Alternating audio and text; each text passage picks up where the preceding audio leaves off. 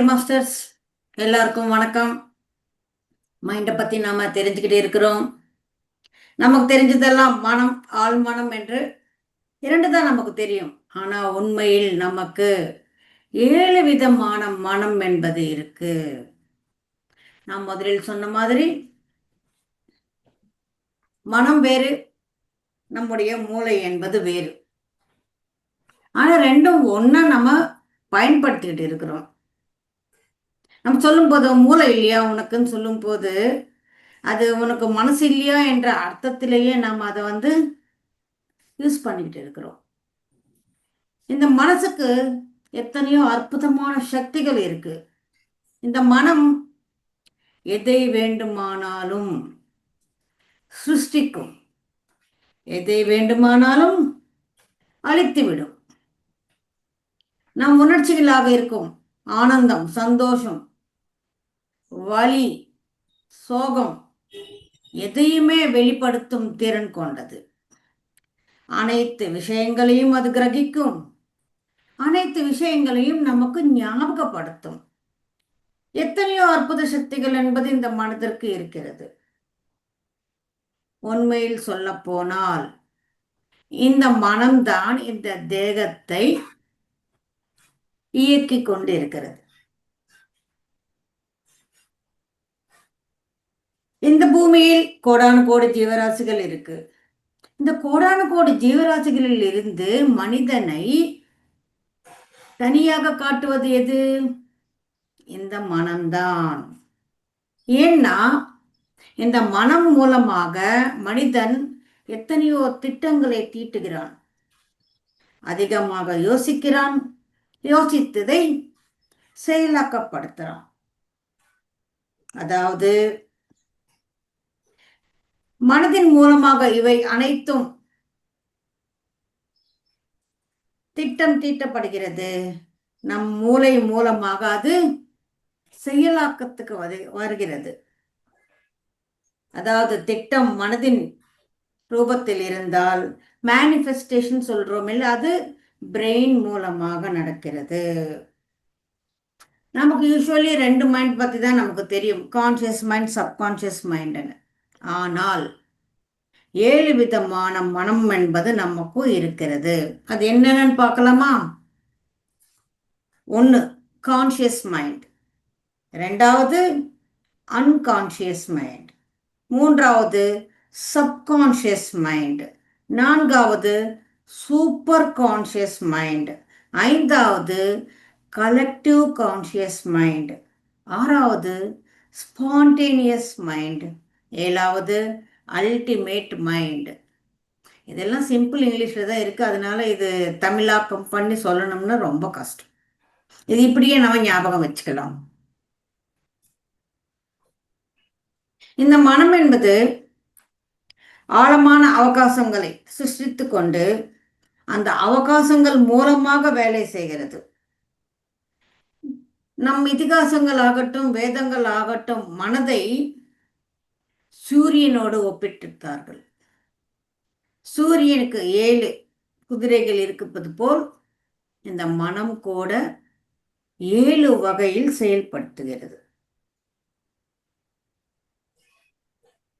இதில் முதலாவது மனம் என்பது கான்சியஸ் மைண்ட். இந்த 7 மனங்கள் 7 லோகங்களுக்கு சம்பந்தப்பட்டது. நமக்கு எல்லாருக்குமே தெரியும், பூலோகம், புவர்லோகம், சுவர்லோகம், ஜனாலோகம், தபோலோகம், அதுக்கப்புறம் கடைசியா இருக்கிறது சச்சலோகம். இந்த 7 மனங்கள் 7 உலகங்களின் ஆற்றலுடன் பணி செய்கிறது. இதில் முதல் மனமான கான்சியஸ் மைண்ட் என்பது பூலோகத்தின் நிலை. அதாவது நம்முடைய ஆளுமையாகட்டும், நம் யோசனைகள், அதற்கு போடும் திட்டங்கள், இவை அனைத்தும் கான்சியஸ் மனத்துக்கு சம்பந்தப்பட்டது. இது நிகழ்காலத்தில் இருக்கும். இந்த நொடியில் நம்மளுடைய செயல்களாகட்டும், கோரிக்கைகளாகட்டும், யோசனைகளாகட்டும் அனைத்தும் இந்த முதல் மனமான கான்சியஸ் மனத்தில் இருந்துதான் நமக்கு வருகிறது.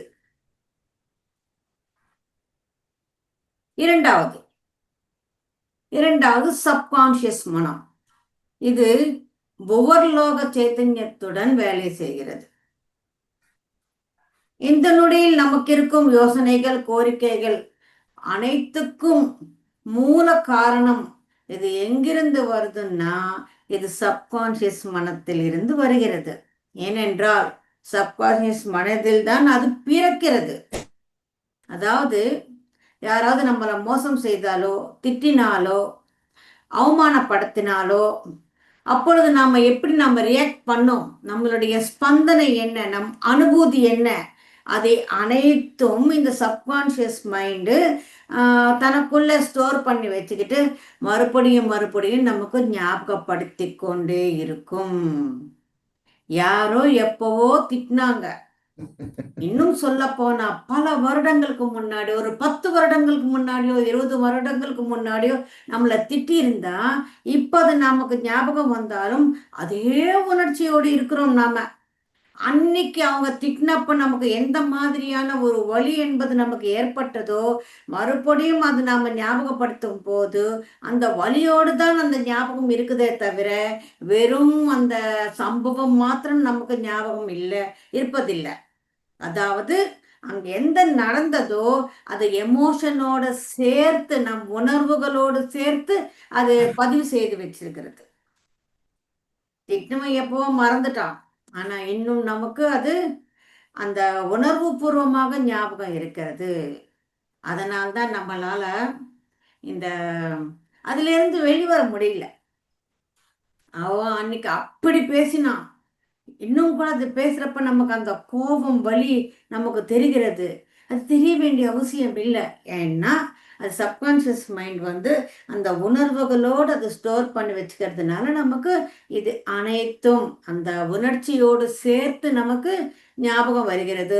இப்போ நினைச்சாலும் கூட இப்போ நம்ம திட்டினா எந்த மாதிரியான ஒரு பாவனை நமக்கு இருக்கிறதோ, எப்பவோ பல வருடங்களுக்கு முன்னாடி திட்டினது கூட நமக்கு அதுவே ஞாபகமாக இருக்கிறது.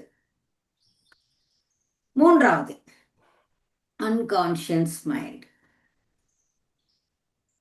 அன்கான்ஷியஸ்னா சுய நினைவு இல்லாத மனம்னு நினைக்க வேண்டாம், இது ஒரு வகை. இது சுவர்லோகப்பு சக்தியோடு சேர்த்து பணி செய்கிறது. இது என்ன செய்துன்னா,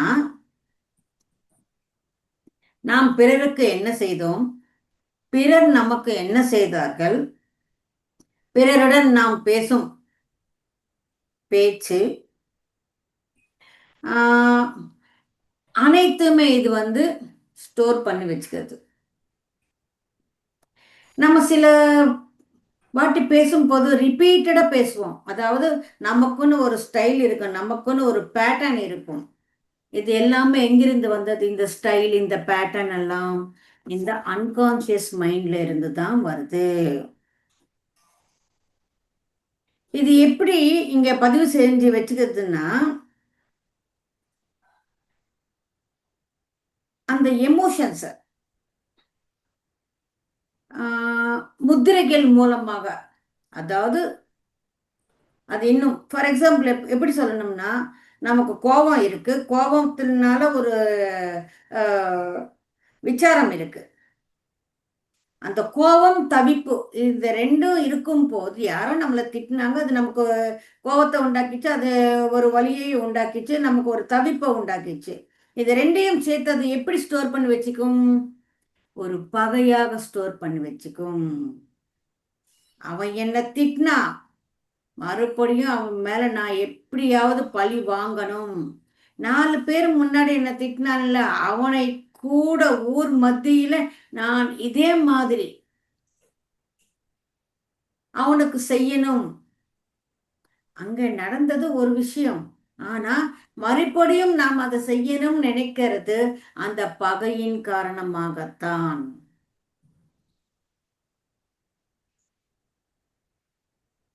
நமக்கு கோரிக்கைகள் இருக்கு, அது மேல நமக்கு ஆசைகள் இருக்கு. இந்த கோரிக்கைகள், ஆசைகள் இரண்டையும் சேர்த்து ஒரு மோகமாக அது ஸ்டோர் பண்ணி வச்சுக்குது. ஆசை ஆசையா இருந்தா தவறில்லை, கோரிக்கை கோரிக்கையாக இருந்தாலும் தவறில்லை. ஆனால் மோகம் என்பது மிக மிக மிக ஆபத்தானது.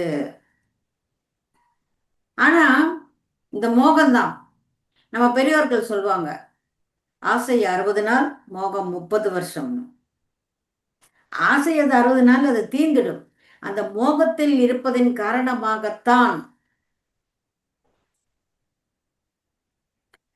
அது மேல் அந்த பற்று குறையாமல் நாம் இங்கே இருக்கிறோம்.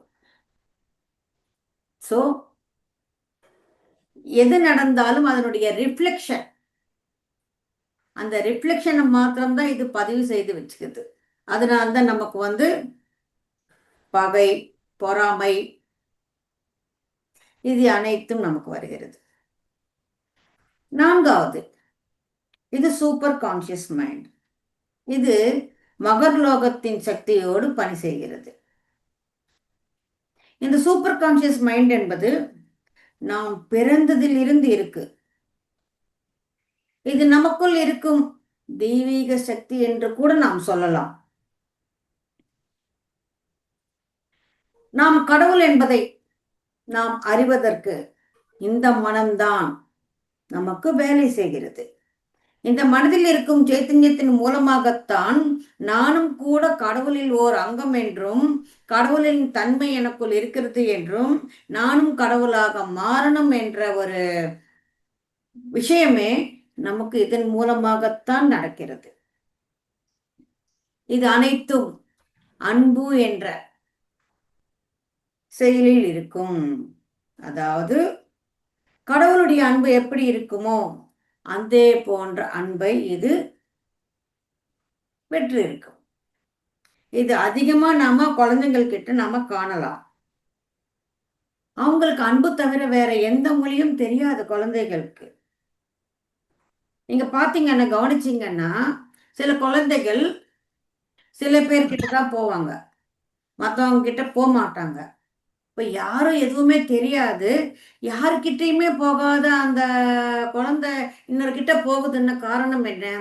அவருக்கு லவ் அண்ட் அஃபெக்ஷன், அந்த வைப்ரேஷன் இருக்கிறதுனால அதை கண்டுபிடித்து அவங்க கிட்ட போறாங்க.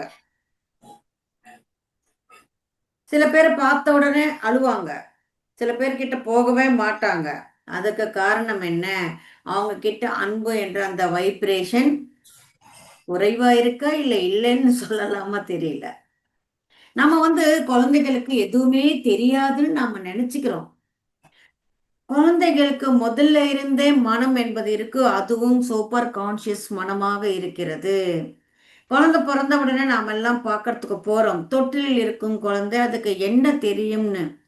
ஆனா நம்ம பார்க்கறதுக்கு போறப்ப நம்ம என்னெல்லாம் பேசுறோமோ அது அனைத்தும் இதனுடைய சூப்பர் கான்சியஸ் மைண்ட்ல பதிவாகுகிறது. பார்த்த உடனே, ஐயோ அவங்க அம்மா ரொம்ப கலரா இருப்பாங்களே, இது மாநிறமா இருக்கு. அவங்க அப்பாவுக்கு சுருட்டு முடி இருக்கும், இதுக்கு அந்த மாதிரி முடியே இல்லையே. இது முக்கு சப்பையா இருக்கு, இது ஒல்லியா இருக்கு. இது நமக்கு, பாப்பாவுக்கு என்ன தெரியும், இந்த குழந்தைக்கு என்ன தெரியும் சொல்லி நம்ம நினைக்கிறோம். ஆனா அது அனைத்துக்கும் அது ரெஸ்பாண்ட் ஆகுது உள்ளுக்குள்ள மனசுல. அப்ப நான் அழகா இல்லையா, எனக்கு முடி சரியா இல்லையா, எனக்கு மூக்கு இப்படித்தான் இருக்கா, அந்த தாழ்வு மனப்பான்மை என்பது அங்கே இருந்தே ஆரம்பமாகிறது.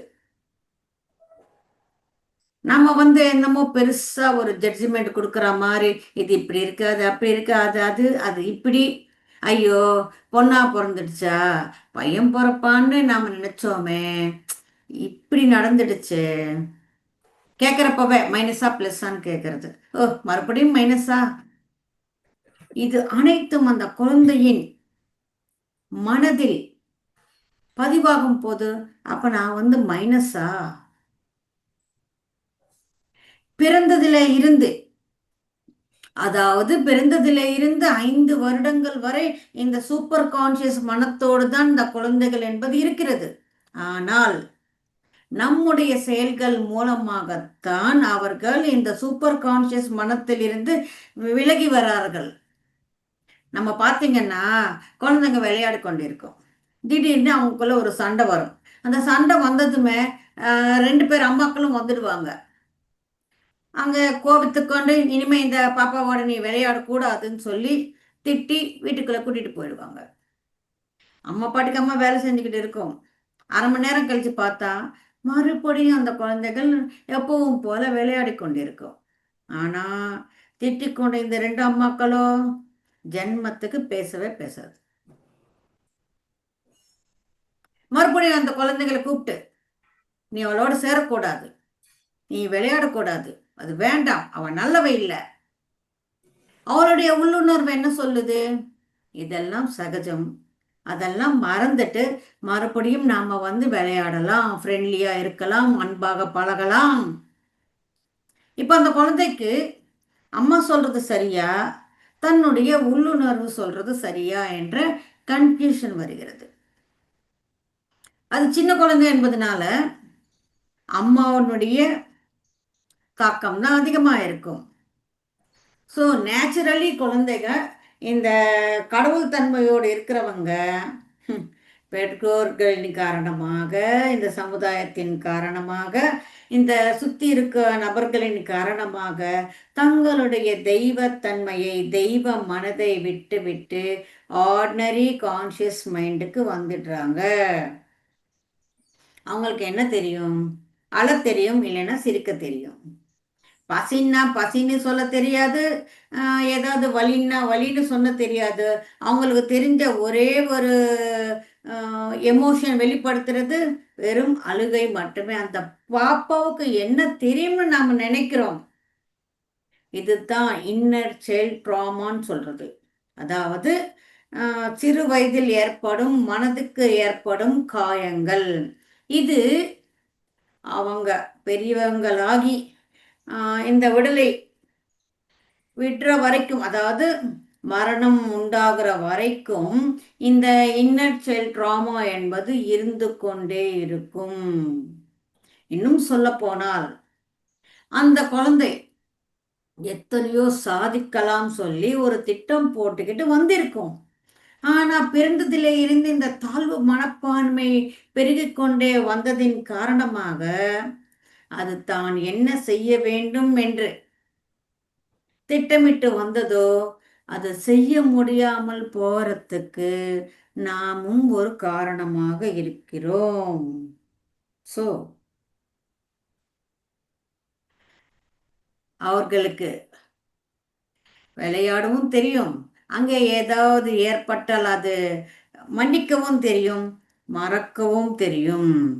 மறப்பது மன்னிப்பது என்பது மிகப்பெரிய தெய்வீகத்தன்மை. அதனை இப்பொழுது நாம் இழந்து விட்டோம். ரீசெண்டாக ஒரு நியூஸ் பார்த்தோம். 8வது படிக்கிற பொண்ணு, அவங்க ஃப்ரெண்டு டெய்லி வந்து அவங்க ரெண்டு பேருமே சேர்ந்து ஸ்கூலுக்கு போவாங்க. ஜஸ்ட் ஒரு சின்ன பரீட்சை தான், 8வதுல என்ன இருக்க போகுது? தன் பொண்ணை விட அந்த ஃப்ரெண்டுக்கு மார்க்ஸ் ஜாஸ்தி வந்துடுச்சுன்னு சொல்லி அந்த பொண்ணுக்கு விஷம் கொடுத்து இந்த அம்மா கொன்னுட்டாங்க. இதெல்லாம் ஏன் நடக்குது? அம்மா இந்த மாதிரி இருக்கும் போது அந்த பொண்ணுடைய வளர்ப்பு என்பது எப்படி இருக்கும்? 8வது படிக்கிறப்ப ஒரு பரீட்சையில ஒரு மார்க் ஜாஸ்தி வந்துடுச்சுன்னா அது கூட தாங்க முடியாத அளவுக்கு அப்படி என்ன?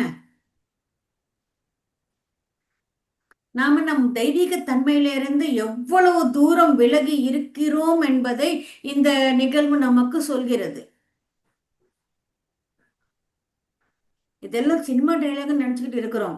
மறப்போம், மன்னிப்போம், அனைவருடன் அன்பாக இருப்போம், அனைவருடன் நட்பாக பழகுவோம். அதெல்லாம் இப்ப எங்க முடியுதுன்னு சிம்பிளா ஒரு டைலாக் அடிச்சு எல்லாத்தையும் போட்டுட்டு நான் இருக்கிற மாதிரி தான் இருப்பேன், நான் இப்படி இருக்கிறதுக்கு காரணம் நான் கிடையாது, இந்த சமுதாயம் தான், இந்த சமுதாய நெருக்கடியின் மூலமாகத்தான் நான் இப்படி எல்லாம் நடந்துக்க வேண்டியது இருக்குன்னு சொல்லி எல்லாத்தையும் அடுத்தவங்க மேல போட்டுட்டு நாம இதே மாதிரி இருக்கிறோம். இதெல்லாம் மறுபடியும் நம்ம முன்னோர்கள் நமக்கு ஏன் சொன்னாங்கன்னா இதுதான் நம்மளுடைய இயல்பு நிலை. நம் இயல்பு நிலை என்ன? நம் கடவுள் தன்மை. இப்போ தாயை போல பிள்ளை நூலை போல சேலைன்னு சொன்னாங்க.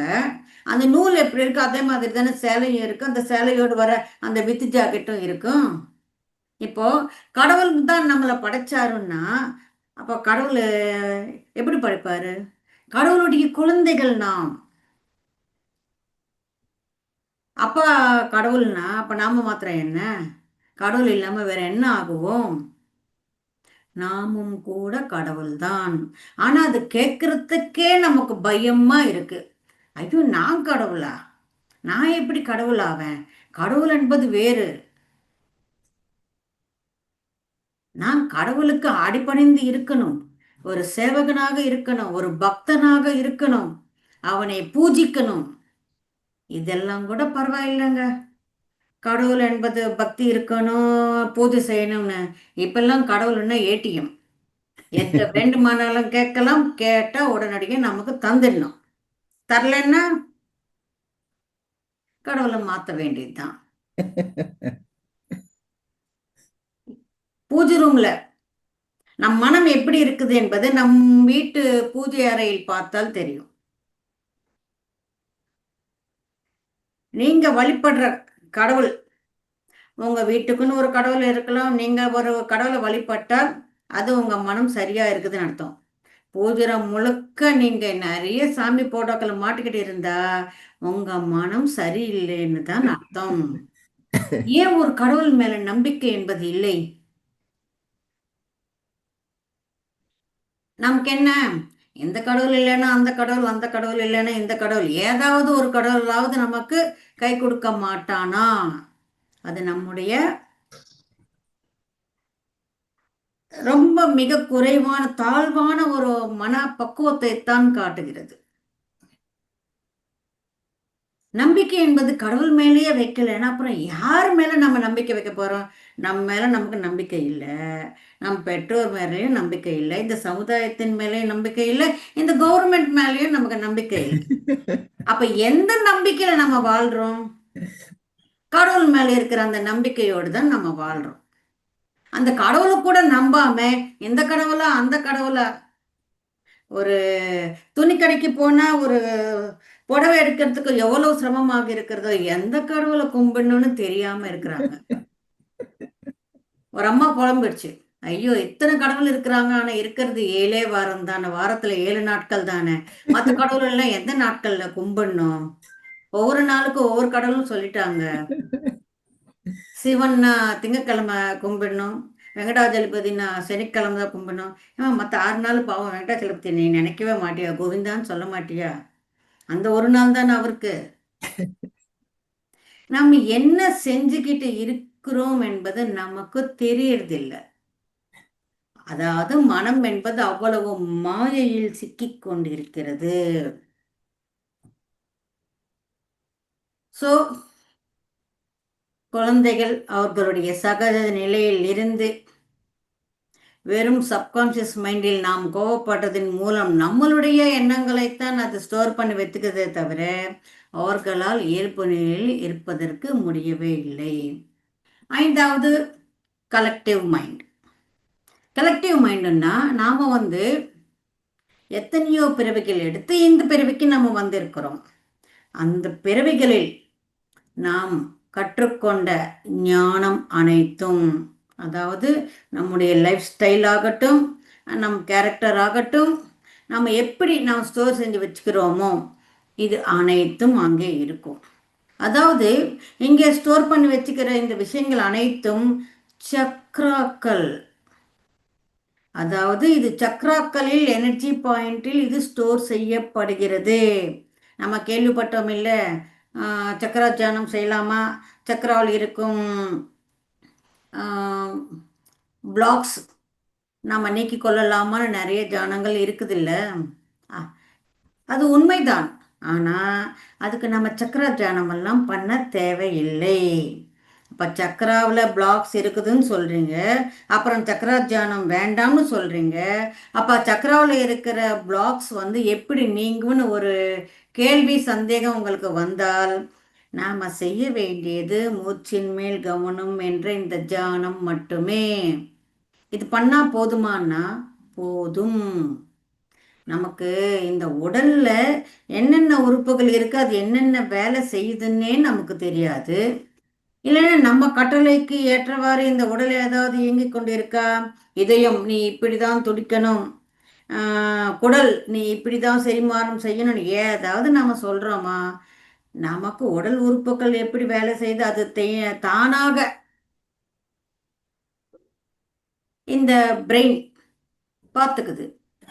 இப்படி இருக்கிறப்ப சக்ராவை எப்படி நம்மளால சரிப்படுத்த முடியும்னு நீங்க நினைக்கிறீங்க?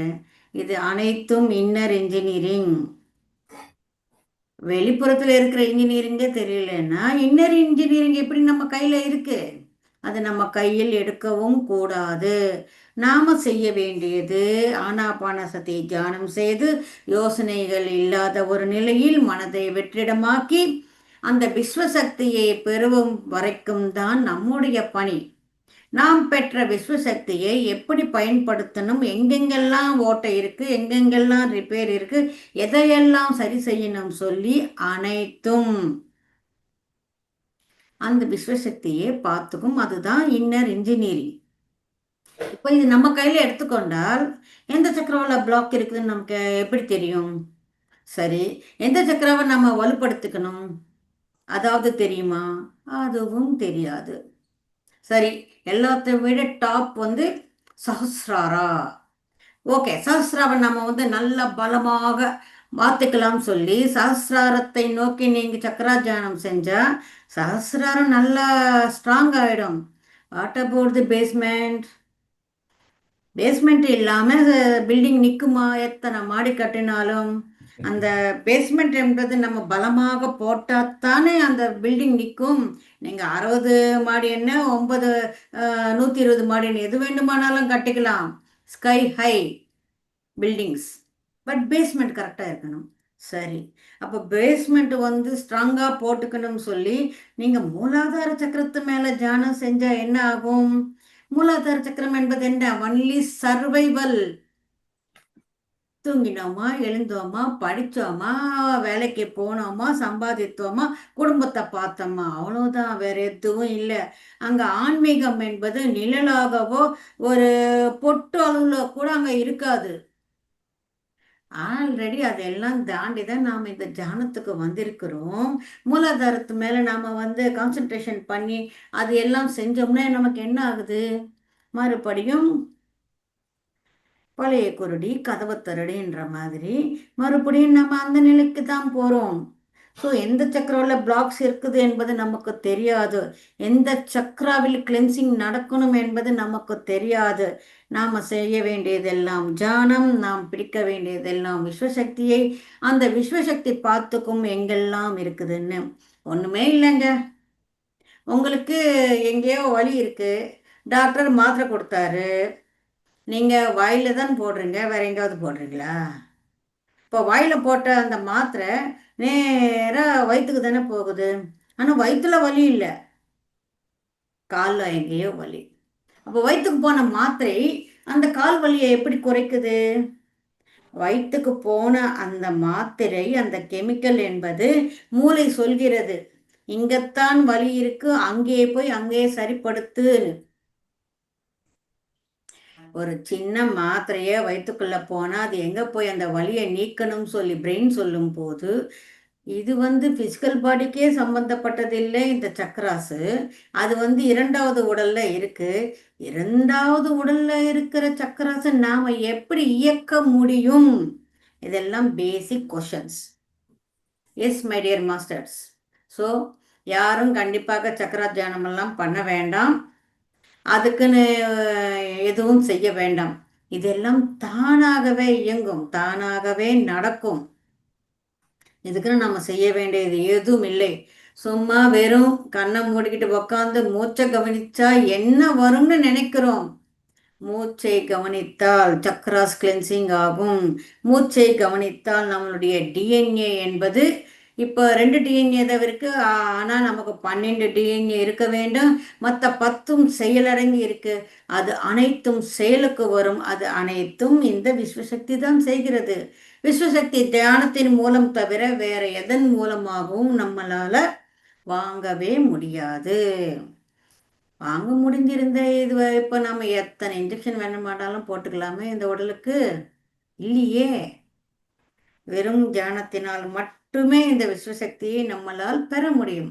அதற்காக தியானம், அதற்காகத்தான் மணிக்கணக்கில் நாம் தியானம் செய்ய வேண்டும் என்று சொல்வது. So my dear masters, so collective mind, இந்த கலெக்டிவ் மைண்டில் இருக்கிறது எல்லாமே இந்த சக்கராஸில் தான் ஸ்டோர் பண்ணி வச்சிருக்கு. இந்த இந்த சக்கராஸ் என்ன வேணும் இந்த உடலுக்கு என்பது என்ன, ஒவ்வொரு சக்கராவுக்கும் பக்கத்திலேயே ஒவ்வொரு கிளான்ஸ் இருக்கு, சுரப்பிகள் இருக்கு. சுரப்பிகள் மூலமாகத்தான் நம்ம உடல் என்பது இயங்கிக் கொண்டு இருக்கு. ஸோ எல்லாமே இன்டர் கனெக்டட். இது சரியாக இல்லை என்றால் சக்கராவில் இருக்கும் அந்த எனர்ஜி என்பது உடலுக்கு சரிவர சப்ளை ஆகலைன்னா இந்த உடலுக்கு நோய் என்பது வருகிறது. இந்த உடல் மூலமாக நாம் எதையெல்லாம் செய்ய நினைக்கிறோமோ அதை அனைத்தும் செய்ய முடியாமல் போகிறது. அதே சமயம் இந்த சக்ரா சிஸ்டம் சரியாக இருந்தால் இந்த உடல் மூலமாக நாம் எதை வேண்டுமானாலும் செய்ய முடியும். பாக்ஸிங்கெல்லாம் அவங்க எப்படியா விளையாடுறாங்க, வெயிட் லிஃப்டிங்கெல்லாம் எப்படி தூக்குறாங்க. அப்புறம் வெயிட் லிஃப்டிங் செய்கிறவங்களுக்கு எல்லாமே சக்கர சிஸ்டம் சரியாக இருக்குதான்னு கேட்காதீங்க, அது சொல்ல முடியாது. இந்த சக்கராஸ் எல்லாம் சரியாகணும்னா இருக்கிறது 4 மார்க்கம்தான். தியானம், சுவாத்தியாயம் அதாவது ஆன்மீக புத்தகங்களை படிப்பது, சஜ்ஜன சாங்கத்தியம் சத்தியம் தெரிந்த ஜனங்களோடு நம்ம ஒன்றிருப்பது, 4வது குரு சாங்கத்தியம். இந்த 4 நமக்கு இருந்தால் 4 தூண்களாக நம்முடைய சக்கராவில் இருக்கும் அந்த முத்திரைகளை நாம் எளிதில் நீக்கிக் கொள்ளலாம். ஸோ மை டியர் மாஸ்டர்ஸ், 6வது ஸ்பான்டேனியஸ் மைண்ட். இது தபோலோகத்தின் எனர்ஜி மூலமாக வேலை செய்கிறது. இதுதான் நம்ம இதயம்னு கூட சொல்லலாம். அப்புறம் நீங்கள் இதயம்னா ஹார்ட்டுன்னு நினச்சிக்காதீங்க, அது வேறு இது வேறு.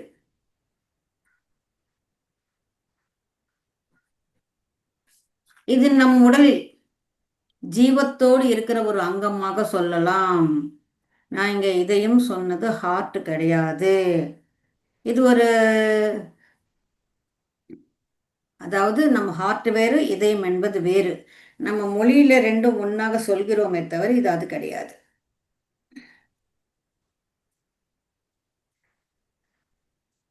இந்த அனைத்து அடுக்குகளில் இருக்கும் அனைத்து விஷயங்களும் இந்த இதயத்தில் தான் பதிவாகி இருக்கிறது.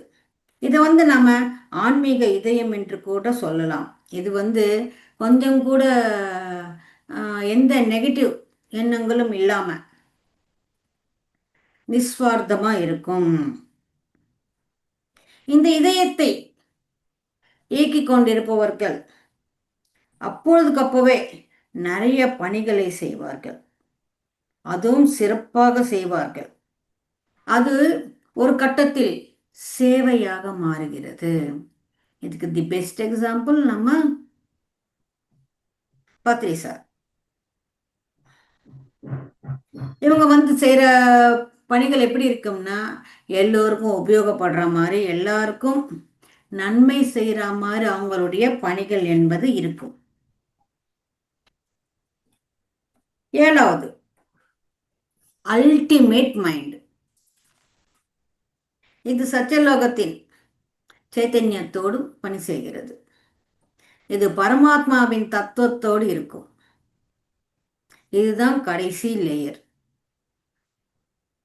இது மனிதனின் கான்சியஸ் மைண்டோடு சேர்ந்து பணி செய்கிறது. இதை ஒழுங்காக நாம் அந்த கனெக்டிவிட்டியை பயன்படுத்தி கொண்டால் எத்தனையோ அற்புதங்களை நாம் சிருஷ்டிக்க முடியும். இதையே நம்ம ஆதி அந்தம் இல்லாமல் அனந்தமான மனசுன்னு சொல்லலாம், இறுதி மனம் என்று கூட நம்ம சொல்லலாம். இதையே நம்ம ஆன்மாவென்று கூட சொல்லலாம். இதுதான் ஆன்மாவின் சகஜ நிலை. இதைத்தான் நாம் பரம்பொருள் என்று சொல்றோம். நம்முடைய இறுதிக்கட்ட லட்சியம் என்ன? இந்த அல்டிமேட் மைண்டோடு நாம இருக்கணும். இந்த நிலையில்தான் நம்மளுடைய கடவுள் தன்மை என்பது நமக்கு புரிகிறது. அது எப்பொழுது நாம் புரிந்து கொண்டோமோ இந்த பூமியில் நாம் கடவுள்களாகவே வாழ இயலும்.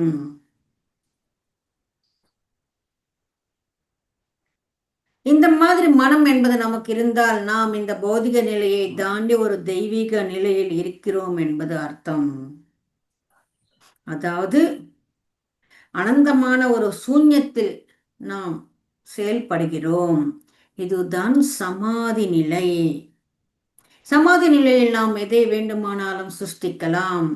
சமாதி நிலைன்னா என்ன? ஒண்ணுமே தெரியாம ஆள் நிலையில் இருக்கிறது சமாதி நிலை கிடையாது. சமாதான நிலை என்ன? நம் அனைத்து கேள்விகளுக்கும் சமாதானங்கள் பெறும் நிலை, அதாவது ஆன்சர்ஸ் கிடைக்கணும். அதுதான் சமாதி நிலை.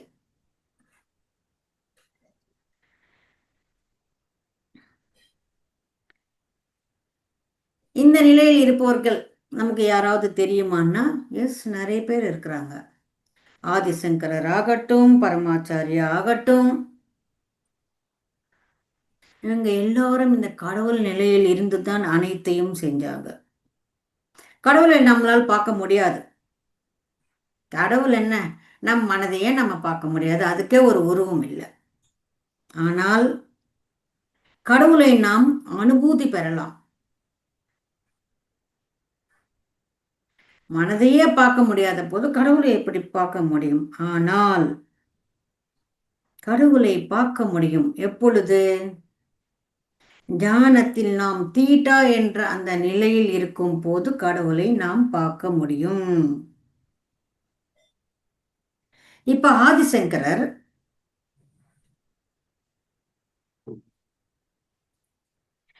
எப்படி நெல்லிக்கனியை கொடுத்தாரு? அவரு ரொம்ப பசியாக இருக்கிறாரு. ஒரு குடிசையில ஒரு அம்மா ஒரு 2 நெல்லிக்கனி தான் இருக்குதுன்னு சொல்லி தன் கிட்ட இருக்கிறது கொடுத்ததுக்கு அவர் மனம் உருகி தங்க நெல்லிக்கனியை, நம்ம சொல்லுவோம் இல்ல, கொடுக்கிற தெய்வம் கொடுக்கறதா இருந்த கூரையை பிச்சுக்கிட்டு கொடுக்கும்னு, அந்த மாதிரி அந்த குடிசனுடைய கூரையை பிச்சுக்கிட்டு அந்த தங்க நெல்லிக்கனி அங்க ஒரு மலையா பொழிந்தது. எப்படி வந்தது? ஆதிசங்கரால் அதை எப்படி சிருஷ்டிக்க முடிஞ்சது? சிருஷ்டியில இல்லாம எதையும் நம்ம கைக்கு வராது. ஆல்ரெடி அது அங்க இருக்கு சிருஷ்டியில. அது இவர் மேனிஃபெஸ்டேஷன் பண்ணி அது இங்கே வரவழைத்து அந்த பாட்டிக்கு கொடுத்தாங்க. அந்த நிலையில் இருக்கிறார் ஆதிசங்கரர். ரிச்சர்ட் பாக் சொல்வாரு, எல்லாமே நம் மனம்தான் காரணம். நம்ம நினைக்கிறோம் இது செவுரு, இது கெட்டியா இருக்கு, அதன் மூலமா நம்மளால போக முடியாது என்ற காரணத்தினால்தான், மனம் சொல்ற காரணத்தினால்தான் அதுல இருந்து நம்மளால போக முடியல. அந்த செவுரு என்பது, அதாவது தட் வால், அதுவும் அணுக்களால் செய்யப்பட்டது. உங்க உடல் கூட அணுக்களால் செய்யப்பட்டது. இதை நம்ம புரிஞ்சுக்கிட்டா அந்த செவுர்ல இருந்து ஈஸியா நாம வெளியில போயிட்டு வரலாம். நமக்கு கதுவே தேவையில்லை. நம்ம பல சித்தர்களை நம்ம பார்த்துருக்கிறோம். அவங்க எல்லாருமே திடீர்னு பிரத்யட்சமாவாங்க. எங்கிருந்து வந்தாங்க? அந்த செவுர் மூலமா தான் வந்தாங்க. இது நம்ம சித்திகள்னு சொல்றோம். இந்த சித்திகள் அனைத்தும் நாமும் கூட சாதிக்க முடியும். தண்ணி மேல நடக்கலாம். பலரும் நடந்து காட்டி இருக்கிறாங்க நமக்கு. அவங்களால முடிஞ்சது எப்படி? எதுக்கு நம்மளால முடியல? ஏன்னா நம் மனம் சொல்லுது, தண்ணியில கால் வச்சா நீ மூழ்கிடுவே. இல்லை, நான் மூழ்க மாட்டேன், நான் தண்ணி மேல நடப்பேன், நடக்கவும் முடியும்னு நீங்க நினைச்சா நடக்கலாம் சொல்றாங்க. நடக்கிறது என்னங்க? காத்துல பறக்கலாம். நாம் என்ன நினைக்கிறோம்? பறக்கணும்னா ரெக்கை இருக்கணும். பறவைக்கு ரெக்கை இருக்கு, அதனால்தான் அது பறக்குது. ஆனா சயின்ஸ் என்ன சொல்லுதுன்னா, பறக்கிறதுக்கும் ரெக்கைக்கும் சம்பந்தமே இல்லை. ரெக்கை என்பது திசையை மாற்றிக்கொள்வதற்கு பயன்படுதே தவிர பறக்கிறதுக்கு இல்லைன்னு சொல்றாங்க. சரி, ரெக்கை இருந்தாதான் பறக்க முடியும்னு நம்ம மனம் சொல்லுது. ரெக்கை கொடுத்தா பறக்க முடியுமா? அதுவும் முடியாது. ஏன்னா நம் மனதில் லிமிட்டட் வெர்ஷன்ல நம்ம வந்து பல எண்ணங்களை நம்ம வச்சிருக்கிறோம். இது செய்ய முடியும், இது செய்ய முடியாதுன்னு. காலே இல்லாமல் செயற்கை கால் வைத்துக்கொண்டு வேகமாக ஓடுற நபர்களை நாம பார்க்கவில்லையா? தன் இயல்பான சக்தியை விட 10 மடங்கு பளுவை தூக்கி இந்த ஃபயர் ஆக்சிடென்ட்ஸ் எல்லாம் நடக்கும் போது எத்தனையோ பேர் எத்தனையோ செயல்களை செஞ்சிருக்கிறாங்க. ஒரு மாபெரும் கண்டெய்னர் வண்டி, அது கீழே அவங்க அப்பா சிக்கிக்கிட்டாங்க. ரெண்டுமே சின்ன பொண்ணுங்க, நாட் ஈவன் 10 to 12 years. எப்படியாவது அப்பாவை காப்பாற்றணும் என்ற அங்க மனதில் ஆழமான இருக்கும் அந்த அன்பு, அந்த கண்டெய்னரை தள்ளி அவங்க அப்பாவை காப்பாத்தினாங்க. ஸ்கூல் பேக்கே எடுத்துக்கிட்டு போக முடியாது, அவ்வளவு வலிக்குது நமக்கு முதுகு. ஆனா எப்படி அந்த கண்டெய்னரை தள்ள முடிஞ்சது? ஸோ மனதிற்கு அவ்வளவு சக்தி என்பது இருக்கு. நாம சில டிவி ஷோஸ்ல எல்லாம் பார்த்துருக்குறோம், அதாவது ஃபாரின் ஷோஸ்ல அவங்க வந்து இங்கேயே உக்காந்துக்கிட்டு இருப்பாங்க. அவங்க மனசை ஒருநிலைப்படுத்தி பார்க்கும் போது அந்த கண்ணாடி டம்ளர் என்பது சுக்குநூறா உடையுது. அது அவங்க தொடவே இல்லை. ரெண்டாவது ஒரு ஸ்பூன் அங்கே வச்சுக்கிட்டு இருக்கிறாங்க, அது பார்க்கும் போது ஸ்பூன் அப்படியே வளையுது. நம்ம 2 கையை வச்சு வளைச்சாலும் அந்த ஸ்பூனை நம்மளால வளைக்க முடியுமா? முடியாது. அதுக்கு ஒரு இன்ஸ்ட்ருமெண்ட் தேவை, இல்லைன்னா சூடாவது பண்ணணும். யூஸ்வலி நம்ம மெட்டல்ஸ் எல்லாம் நமக்கு வேண்டிய ஷேப்புக்கு வரணும்னா நம்ம என்ன செய்யறோம்? அதை சூடுபடுத்துறோம். ஆனா எதுவுமே இல்லாம அதை பார்க்குற மாதிரி அதை பார்த்துக்கொண்டு அந்த ஸ்பூனை எப்படி பெண்ட் பண்ண முடிஞ்சது? ஸோ நம் மனதுக்கு எவ்வளவு சக்தி இருக்குது என்பதை காட்டுவதற்கு.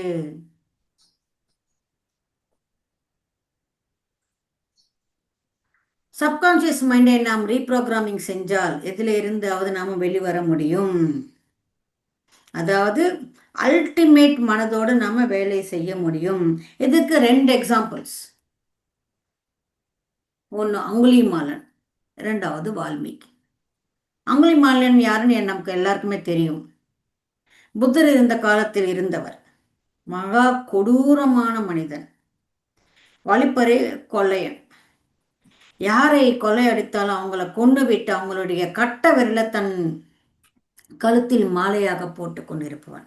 அங்குலின்னா தம்பு, கட்டை விரல். அது மாலையாக தரித்ததன் மூலமாக அவனுக்கு அங்குலி மாலன் என்ற பெயர். ஆனா புத்தரால் அவர் மாறினார். மாறின பிறகு இங்க வந்து தியானம் செஞ்சார். தியானம் செஞ்ச போது அவர் புத்தருடைய பிரதான சிஷ்யர்களில் ஒருவராக மாறினார். எப்படிங்க முடிந்தது? தயா தாட்சண்யம் இல்லாமல் கொன்னுவிட்டு அந்த விரலை கழுத்தில் மாலையாக போட்டுக்கிட்டு இருக்கிறவர் இப்படி புத்தர்களின் பிரதான சிஷ்யர்கள் ஒருவராக மாற முடியும்னா இந்த தீட்டா வேவ் தியானத்தில், அந்த தீட்டா வேவ் இந்த அல்டிமேட் மைண்டை ஆக்டிவேட் பண்ணதுனால அவங்களால மாற முடிந்தது. கொடூரமான ஒரு நபரே மாறும் போது நாம் எல்லாம் அந்த அளவுக்கு கொடூரமாக எதுவும் இல்லை. நம்ம சாமானிய மனிதர்கள். நமக்கு பின்னாடி எந்த விதமான இந்த பிளாக் மார்க்ஸோ பிளாக் ரெக்கார்டோ எதுவும் இல்லை. அப்போ நம்மளால ஏன் மாற முடியாது? அவங்கெல்லாம் மகான்கள் நம்ம நினைச்சுக்கிட்டு இருக்கிறோம். நாமும் கூட மகான்களாக மாற முடியும். அது நம்ம கையிலே தான் இருக்கு.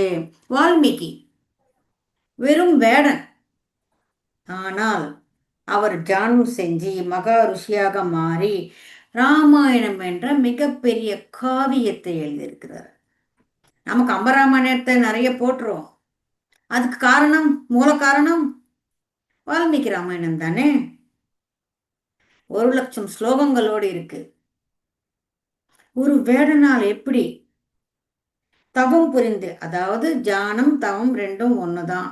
இப்போ வந்து நாம இப்போ இருக்கிற மொழியில நாம தியானம்னு சொல்றோம். அதுக்கு பழைய நாமம், அதாவது பூர்வீக பெயர் தவம்.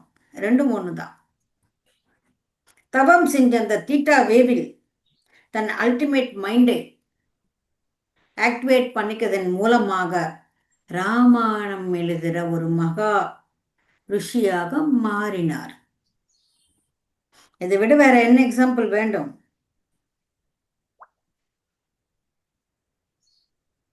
ஸோ மை டியர் மாஸ்டர்ஸ், அங்குலிமாலன் வால்மீகி அளவுக்கு நமக்கு வாழ்க்கையில் எந்த விதமான ரெக்கார்டும் இல்லை.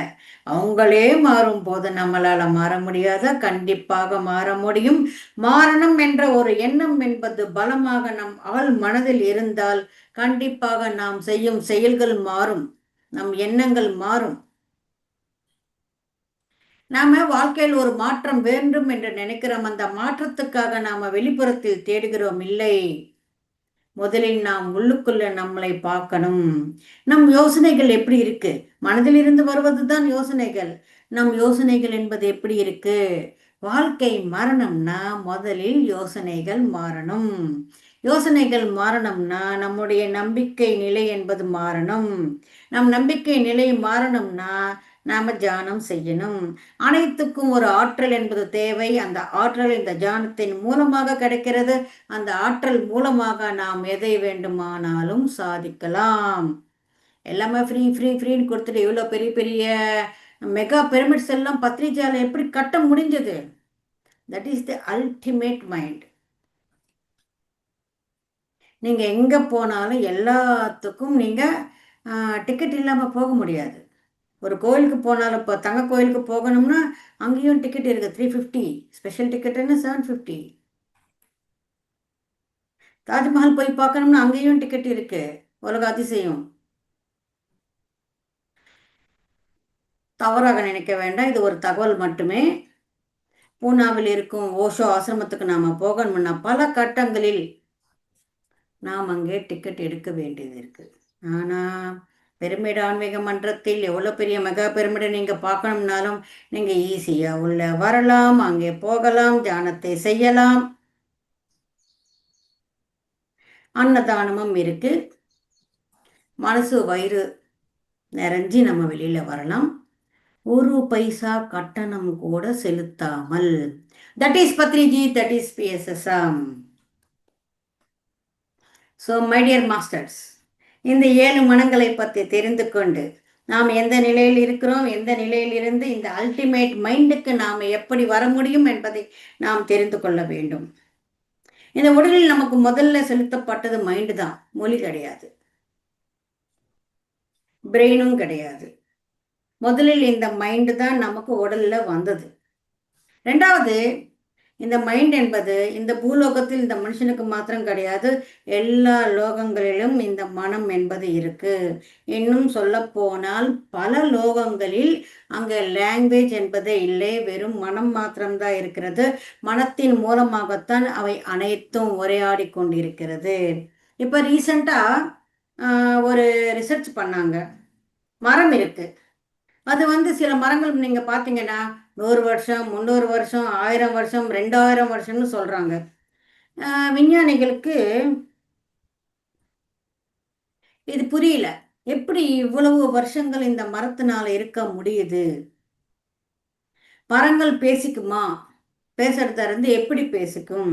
அது தகவல் பரிமாற்றம் என்பது எப்படி இருக்கு?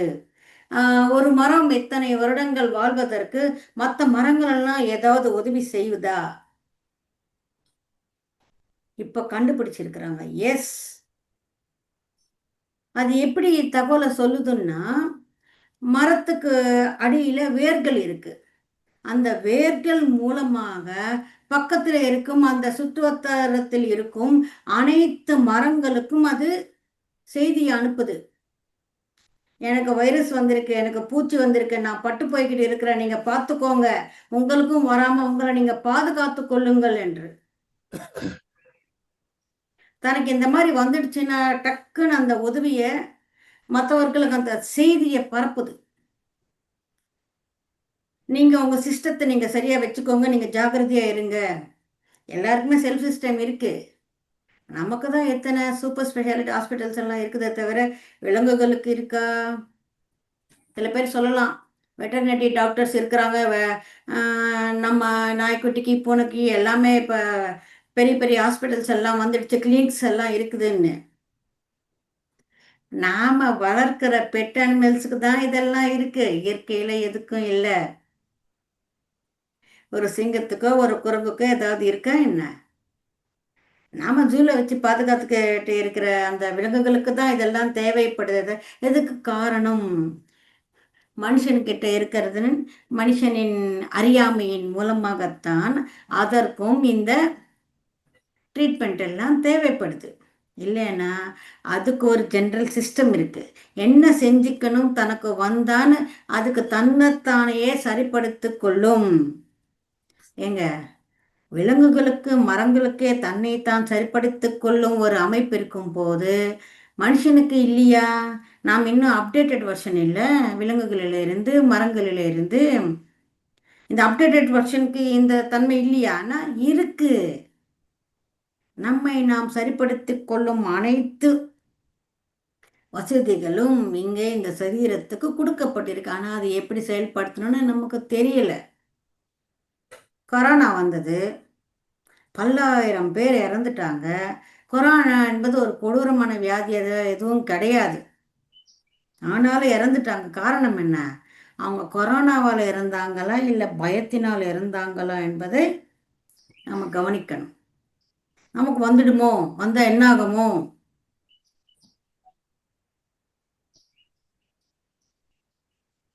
நிறைய பேருக்கு, பிரமிட் மாஸ்டர்ஸுக்கு கரோனா வந்தது, எல்லாருமே பொழைச்சிக்கிட்டாங்க பல பேர். காரணம் என்ன? ஓகே, வந்தது, சரி இதை நான் சரிப்படுத்திக்கிறேன். ஒரு மாத்திரையும் எடுக்காம தியானத்தின் மூலமாக சரிப்படுத்திக்கிட்டாங்க. ரெண்டாவது, இன்னொரு பக்கம், ஓகே கொரோனா வந்ததா, ஓகே நான் போக வேண்டிய அவசியம் இருந்தால் கண்டிப்பாக நான் போகிறேன், அது கொரோனாவாக்க போகிறேன். போகிறதுக்கு ஏதாவது ஒரு இது இருக்கணும் இல்லை, வழி.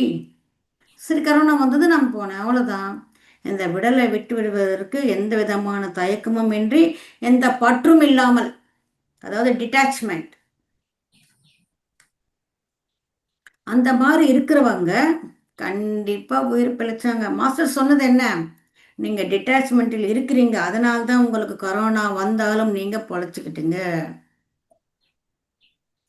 எந்த மருந்து மாத்திரம் எடுக்காம. இதெல்லாம் நமக்கு டெஸ்டிங். வெறும் தியானம் செஞ்சுட்டு கிளாஸஸை கேட்டுட்டு கிளாஸஸை சொல்லிட்டு இப்படியே இருந்தால் உண்மையிலேயே நாம் அப்படித்தான் இருக்கிறோமா என்பது கண்டிப்பாக ஒரு பரீட்சை என்பது வரும் இல்லை. வெறும் ஸ்கூலுக்கு அனுப்பிச்ச டீச்சர் சொன்ன பாடம் எது வரைக்கும் நாம் கற்றுக்கொண்டு இருக்கிறோம்னு பார்க்கறதுக்கே எக்ஸாம் வைக்கிறப்ப இவ்வளோ பெரிய ஆன்ம ஞானத்தை நம்ம எந்த அளவுக்கு கற்றுக்கொண்டு இருக்கிறோம்னு தெரிஞ்சுக்கணும் இல்லை. நம்மளை சுற்றி மாஸ்டர்ஸ் இருக்கிறாங்க, அசிஸ்டன்ட் மாஸ்டர்ஸ்.